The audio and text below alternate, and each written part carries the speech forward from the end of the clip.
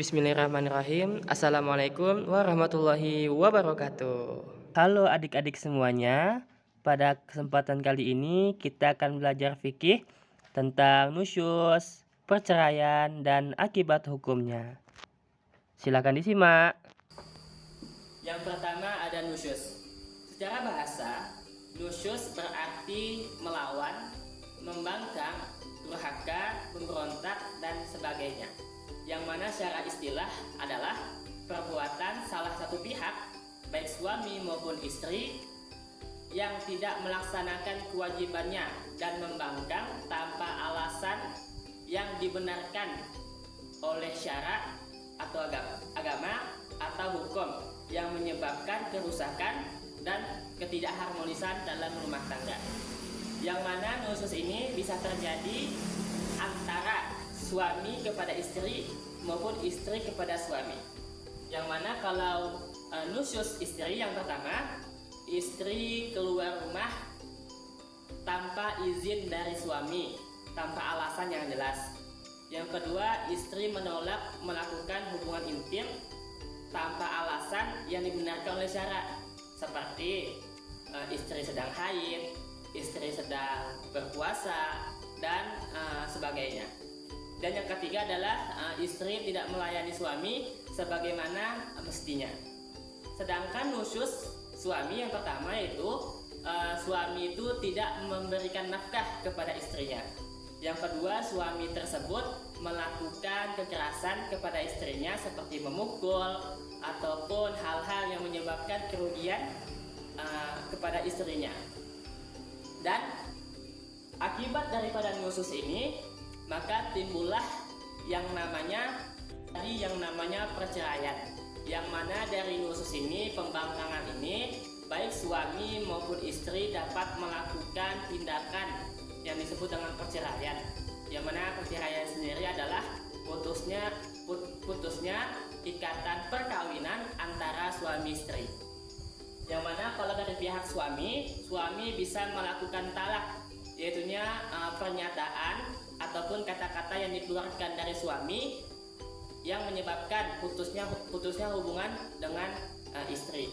Sedangkan bagi istri itu bisa melakukan yang namanya khulu, yang berarti gugatan, yang mana istri ini dapat melakukan gugatan kepada pengadilan agama untuk memutuskan hubungan kepada suaminya, dikarenakan suaminya tersebut melakukan hal-hal yang tidak sesuai dengan hukum syarak, seperti yang dijelaskan tadi. Nusyuz tidak memberikan nafkah, menyakiti, maupun hal-hal yang merugikan daripada istri tersebut.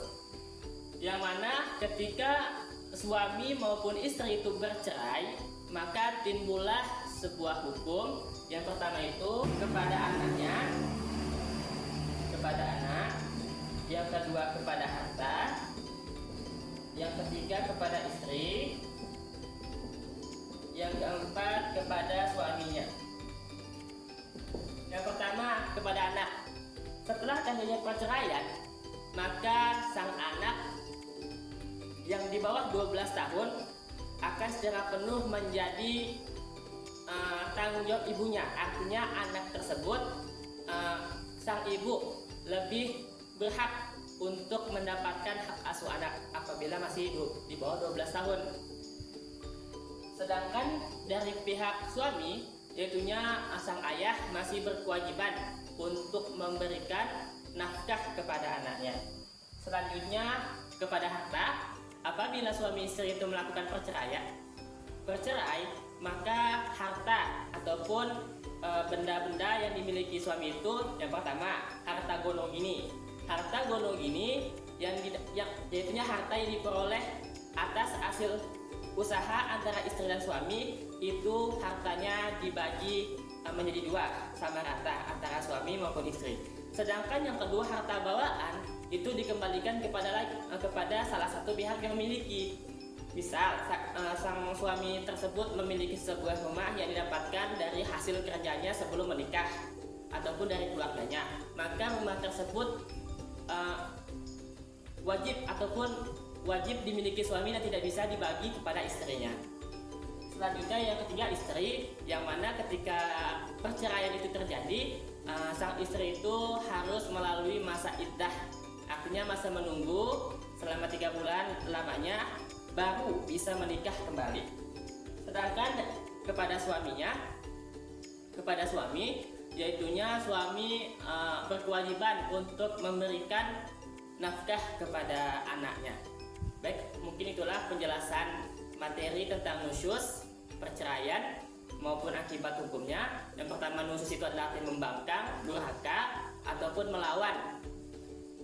Yang mana nusyus ini bisa terjadi kepada antara suami kepada istri maupun istri kepada suami. Yang mana ketika terjadi nusyus dalam rumah tangga, maka akan mungkin timbul yang namanya talak maupun khulu. Kalau talak ini adalah ucapan atau pernyataan dari suami kepada istri yang memutuskan ikatan pernikahan. Sedangkan kalau khulu ini adalah gugatan yang dilakukan pihak istri kepada pengadilan untuk memutuskan hubungan pernikahan karena ada hal-hal yang dilanggar oleh suami tersebut.